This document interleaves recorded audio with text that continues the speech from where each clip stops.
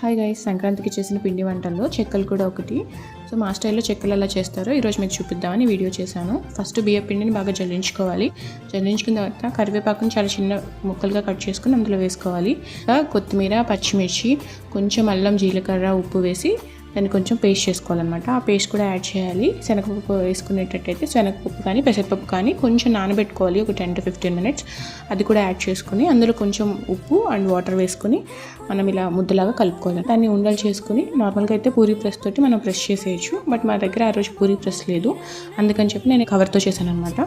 So కవర్కి ఏంటంటే మొత్తం oil రాసేసి అలాగే గ్లాస్కి కూడా కొంచెం ఆయిల్ రాసుకొని ప్రెస్ చేసుకుంటే అలా వచ్చేస్తాయి. హీట్ అయిన తర్వాత అందులో వేసుకుని కొంచెం గోల్డెన్ బ్రౌన్ వచ్చేంత వరకు ఫ్రై చేసుకుంటే సరిపోతుంది. చాలా క్రంచీగా వచ్చాయి.